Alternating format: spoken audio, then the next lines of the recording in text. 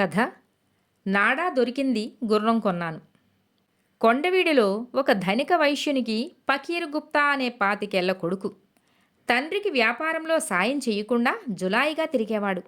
ఒకసారి తన బంధువులతో కొడుకుకు గట్టిగా చెప్పించాడు. అయినా అందుకు పకీరు గుప్తా వాళ్లతో, అయ్యా, ముందు మా నాన్నను నన్ను నమ్మమనండి, అప్పుడు నేను ఎలా సంపాదించగలనో తెలుస్తుంది. నాకు ఈయనెప్పుడు ఒక రూక ఇచ్చి దాన్ని 100 రూకలుగా మార్చమంటే ఎలా? అయినా కూడా ఈరోజు ఉదయం ఇంటి నుంచి ఒక్క రూక కూడా లేకుండా వెళ్ళి 100 రూకలతో వస్తాను, నా వెనక మీరు వస్తారా అని వారితో అన్నాడు. ఇదేదో బావుంది, పదరా అని వాళ్ళంతా బయలుదేరి వెళ్ళారు. ఫకీరు గుప్తా అంగడిలో నడుస్తుండగా ఒక గుర్రం నాడా దొరికింది. దాన్ని పరీక్షించి జేబులో వేసుకున్నాడు. అక్కడ గుర్రాన్ని అమ్మకానికి పెట్టాడు ఒక రైతు. ఎంతకిస్తావు? భలేగా ఉంది, మనం కథల్లో వినే పంచకళ్యాణిలా ఉంది, ధర ఎలా ఉంది అని గుర్రం వెన్ను నిమిరాడు. నువ్వు వెటకారంగా అడుగుతున్నావు, ఇదేం పంచకళ్యాణి కాదు, ముసలిది అయిపోయింది. ఏదో 10 వరహాలు వస్తే చాలు అన్నట్టు ఉంది. ఉదయం నుంచి ఒక్కరూ దీన్ని గురించి అడగలేదు, ఎలా అమ్ముకోవాలో తెలియటం లేదు అని దిగాలుగా చెప్పాడు. నన్ను నమ్మి నేను చెప్పింది చెయ్యు. ఇదిగో నాడా, దీన్ని నా పూర్వీకుల నుంచి నమ్ముతూ వస్తున్నారు. ఇది ఏ గుర్రంకు వేస్తే అది పంచకళ్యాణి అయి తీరుతుంది. అదిగో నాడా వేసేవాడున్నాడు, వాడితో నీ గుర్రం వెనుక కుడికాలికి వేయించి తీసుకువచ్చి నేను ఏమి చెబితే అలా చెయ్యి. నీ గుర్రం అమ్ముడుపోతుంది. నువ్వు కోరుకున్న 10 వరహాలతో పాటు మరో 10 వరహాలు నువ్వు తీసుకో, ఆ పైన వచ్చినది నాకు ఇచ్చేయి అని పథకం తలకెక్కేట్టు నూరిపోశాడు. నాడా వేయటంతో ముసలి గుర్రం కుంటుతూ నడిచింది. ఇలా అయితే ఎవరు కొంటారు అని గుర్రం యజమాని గుప్తా వెనక వచ్చిన వారు అనుకున్నారు. ఫకీర్ గుప్తా అప్పుడే అక్కడికి వచ్చి ధర వాకాబు చేసిన వాడిలా, ఏమోయ్, ఈ గుర్రానికి ధర చాలా ఎక్కువ చెబుతున్నావు. ఎంతెంత పంచకళ్యాణి అయినా ప్రతి అమావాస్యకు గగన విహారం చేసే సత్తా ఉన్న ధర ఎక్కువే అని గట్టిగా అందరికీ వినిపించేలా అన్నాడు. క్షణాల్లో అక్కడ ప్రజలు పోగయ్యారు. ఎట్టెట్టా, ఇది గగన విహారం చేస్తుందా? అలానే ఉంది, మరి కుంటుతుందేమి అని అక్కడ చేరిన గుంపులో ఒకడు యక్షప్రశ్న సంధించాడు. దానికి ఫకీరు గుప్తా గట్టిగా అనకయ్యా, వాడు ధర పెంచేయగలడు. ఈ మధ్య ఈ గుర్రం రంభనాట్యం చేసే స్వర్గం వరకు తీసుకుపోయిందట, అక్కడ కాలు బెనికిందట. అవన్నీ నేను ముందే తెలుసుకున్నాను, అందుకే కొనాలని ఉబలాట పడుతున్నాను. ఇక్కడ అందరి ముందు నువ్వు పేలితే ఇంకేమైనా ఉందా? కనుక మౌనంగా ఉండవయ్యా అని గుసగుసగా చెప్పాడు. ఆ మాటలకు అక్కడ వారిలో గుర్రం కొనాలనే ఉబలాటం ఎక్కువయింది. 150 వరహాలకు ఆ ఊరి వర్తకుడు కొనుగోలు చేశాడు. ఫకీరు గుప్తా గుర్రం అమ్మినవాడికి 50 ఇచ్చి తాను 100 వరహాలు తీసుకున్నాడు. అతడి పక్కనే ఉన్న అతడి బంధువులు అవాక్కయ్యారు. కేవలం మాటల గారడీతో దారిలో నాడా దొరికితే గుర్రం కొందామా అంటే ఏమో అనుకున్నాం, 100 వరహాలు సంపాదించుకున్నాడు, మరి వీడి తండ్రి ఏమిటి పనికి రాడు అంటున్నాడు అని నోళ్లు వెళ్ళబెట్టారు. అలా నోళ్లు వెళ్ళబెట్టేయకండి. గుర్రాన్ని కొన్నవాడు గగన విహారంకు పోవాలి అని అమావాస్య కోసం ఎదురుచూస్తాడు. అది బాగా ముసలిది, పైగా మనం ఒక కాలికి తుప్పు పట్టిన నాడా వేశాం, అది కాలుకు పుండు అయి నడవలేదు, సరికదా? ఆ పుండుతో అది అమావాస్యకు ముందే చస్తుంది. ఎలా ఉంది మన ధనం మూటకట్టే పథకం?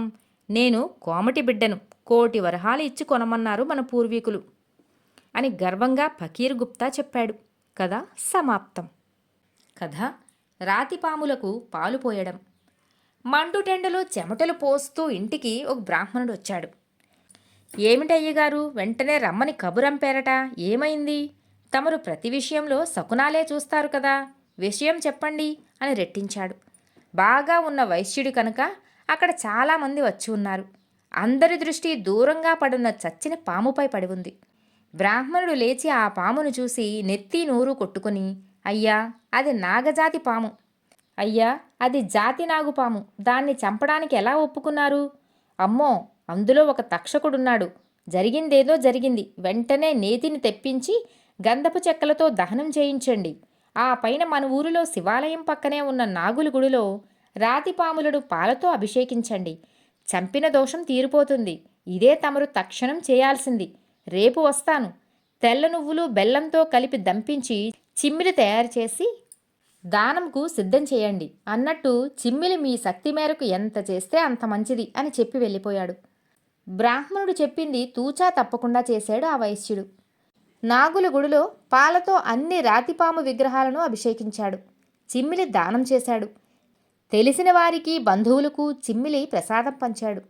ఇవన్నీ దగ్గరుండి చేయించిన బ్రాహ్మణుడు దండిగా ధనం దస్కం పుచ్చుకొని ఇంటికి చేరేసరికి అతడి భార్య ఒక నాగుపామును కర్రతో కొట్టి చంపేసింది.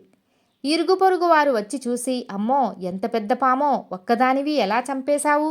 ఇంట్లో దూరిపోతే నువ్వు మాత్రం ఏం చేయగలవు? దాన్ని ఎందుకు చంపేశావు? మీ ఆయన చూస్తే దోష నివారణకు చాలా ఖర్చు చేయిస్తాడు. ఏమైనా ఊళ్ళో పాములు ఎక్కువయ్యాయి అని పరామర్శించారు. అంతలోనే ఆ బ్రాహ్మణుడు వచ్చాడు. ఇంటిలో ఉన్న గ్రామస్తులను చూసి గతుక్కుమన్నాడు. అక్కడ పడుంది పొడుగాటి నల్లనాగు. వామ్మో, ఎవరు చంపారు? అంతుందేమిటి? ఏమేవ్, ఉలకవు పలకవు అని కుదిపాడు. అయ్యోరా, నువ్వు లేవు, ఉన్నదల్లా నీ ఇల్లాలే. ఇంటిలో జొరబడ్డ పామును ధైర్యంగా కర్రతో చంపగలిగింది. అన్నట్టు జాతి నాగుపాము మరి. దోష నివారణకు చాలా ఖర్చు అవుతుందేమో. ఎన్ని పాలు, ఎన్ని నువ్వులు, ఎంత బెల్లం, వీటికి తోడు గంధం చెక్కలు, కుండతో నెయ్యి, ఇవన్నీ ఖర్చుతో కూడిన పనే కదా అని ఒకడు గుర్తు చేశాడు. బ్రాహ్మణునికి ఒళ్ళు మండింది.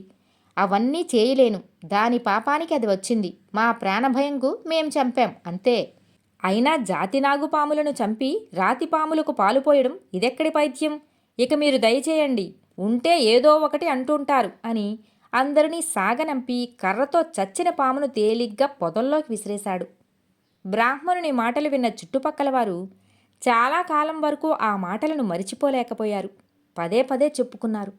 కథ పిల్లికి పంగనామాలు పెట్టరా? భీమరాజపురంలో గ్రామ పెద్దకు పిల్లలు లేనందున తన ఆస్తులు తన తమ్ముడి కొడుకుకి ఇచ్చి కాశీకి పోయి అక్కడే శేషజీవితం గడపాలనుకున్నాడు. అందుకు అన్నీ సిద్ధం చేసుకున్నాడు. గ్రామ పెద్దకు చాలా ఆస్తులుండేవి. చాలా దానాలు చేశాడు. ఎవరికి ఏమి అడిగినా లేదనకుండా ఇచ్చిన దానశీలి. ఆ రోజు కొడుకును వెంటబెట్టుకుని తమ్ముడు వచ్చాడు. అన్నా, నీ ఆస్తులు చాలా ఉండేవి, ఇప్పుడు చాలా తరిగిపోయాయి. ఇంతగా దానాలు చేయటం నీకు తగునా? ఇప్పుడు అడిగితే ఒక్క రూపాయినా తిరిగి ఇస్తారా? ఎంత పని చేశావు నువ్వు అని బాధపడ్డాడు. తమ్ముడు, దానాలు చేయాల్సి వచ్చింది. నాకు నా అంటూ ఎవ్వరూ మిగల్లేదు. నా భూములు చేస్తున్న రైతులు నా వృద్ధాప్యాన్ని చూసి ఒక్క గింజ ఇవ్వలేదు. ఏం చేయాలి? అందుకే వారికే ఇచ్చేశాను. వారితో పోటీపడి సాధించలేం. వారితో పోట్లాడి సాధించలేం. నా దానాల వెనుక ఇది అసలు కథ. మనం ఏమీ చేయలేం. చేతికి ఎముక లేదు అని పేరు తెచ్చుకున్నాను. వారికి నా మీద నా తరువాత వారసుడిగా నీ మీద విశ్వాసం కలగాలనే చేశాను. మిగిలిన ఆస్తులతో హాయిగా జీవించవచ్చు అని లోగొంతుకుతో చెప్పాడు. తమ్ముడు అతడి బిడ్డ అయిష్టంగానే విన్నారు. వారికి ఇవ్వవలసిన ఆస్తులు ఇచ్చి ఊరందరికీ విందు ఇచ్చి సెలవు పుచ్చుకున్నాడు గ్రామ పెద్ద. కాశీయాత్రకు ఒక గుర్రపు పండిని వాటిని తోలే కుర్రాడు.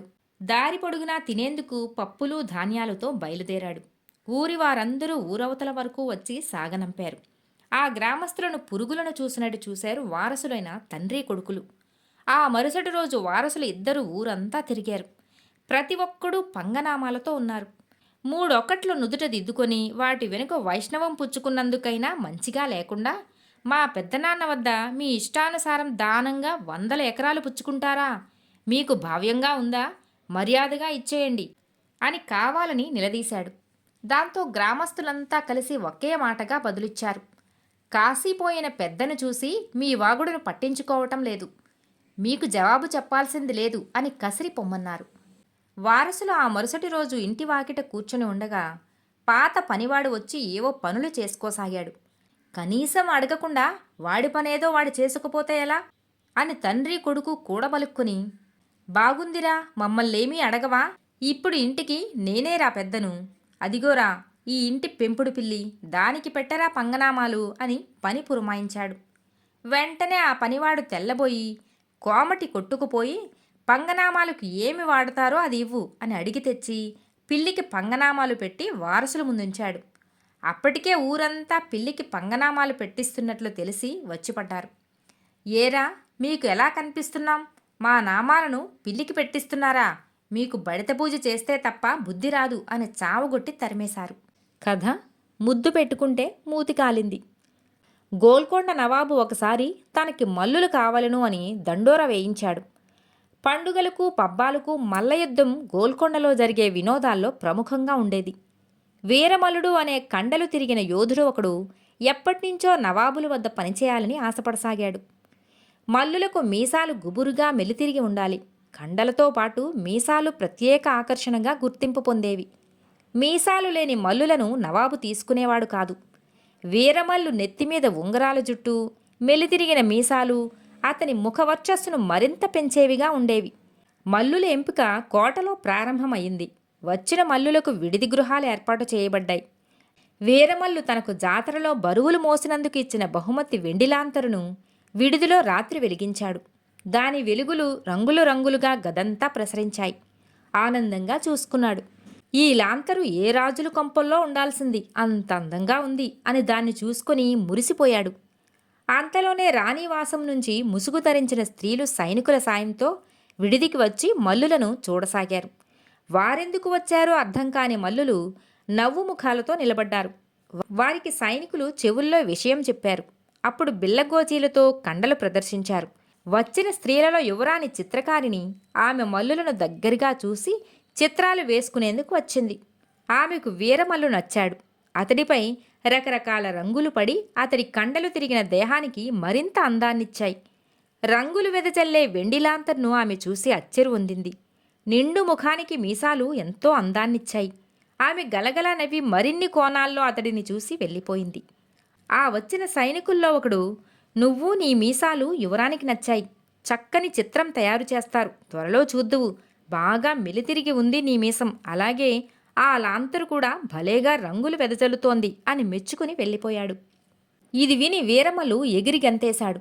లాంతర్ని చూసుకుంటూ, నువ్వు నాకు ఎంతో మేలు చేశావు. యువరాని వారికి నా మీసాలు నచ్చేట్టు చేశావు. ఈ జన్మలో నిన్ను మరువను అని లాంతరు చేతిలోకి తీసుకుని వెలుగుతున్న గాజు చిమ్నీ లేని దీపపు వత్తిని ముద్దు పెట్టుకున్నాడు. అంతే, చొరచొరమని మీసాలు కాలిపోయాయి. అదిరిపడి లాంతర్ను పక్కన పెట్టేసి అద్దంలో చూసుకున్నాడు. మీసాలు మరి లేవు. నల్లగా కమిలిపోయినట్లు అక్కడ చర్మం ఉంది. అయ్యో, ఎంత పని జరిగింది అని లబోదిబోమన్నాడు. ఆ మరుసటి రోజు యువరాణి వారు వేసిన వీరమల్లు చిత్రం చూసి నవాబు వెంటనే ఎలాంటి పరీక్షలు లేకుండానే తీసుకున్నాడు. సభలోకి రమ్మని వర్తమానం పంపాడు. కళ్ళు కింద నుంచి గుడ్డ చుట్టుకు వచ్చాడు. అంతా అదేమిటి అలా చుట్టుకున్నాడు అని మూతులు కొరుక్కున్నారు. ఏమయ్యా, నువ్వు కత్తిమొనలా నీ మీసం పెంచావని యువరాణి వారు మెచ్చి రాత్రికి రాత్రి నీ చిత్రం వేసి నాకు పంపారు. నీ మీసాల కారణంగానే నిన్ను ఉద్యోగంలోకి తీసుకున్నాను. మరి మీసాలు దాస్తున్నావే అని అడిగాడు నవాబు. క్షమించండి ప్రభు, రాత్రి చిత్రం గీయటానికి నా శరీరం అన్ని విధాలా బావుంది అని తెలిసి గర్వించి నాపై రంగులు వెదజల్లిన నా వెండిలాంతరు నా దీపం కదా అని ముద్దు పెట్టుకున్నాను. మీసాలు కాలిపోయాయి అని గొడ్డ తీసి చూపించాడు. ఒక్కసారి సభలోని వారంతా గొల్లుమని నవ్వుకున్నారు. నవాబు కోపంగా చూసి, నీలాంటి బుద్ధిహీనునికి ఇలాంటి కొలువు పనికిరాదు, పో అని చిత్రపటం ముఖాన కొట్టి పొమ్మన్నాడు. కథ సమాప్తం. మిత్రులారా, మరో కథతో మళ్ళీ కలుద్దాం.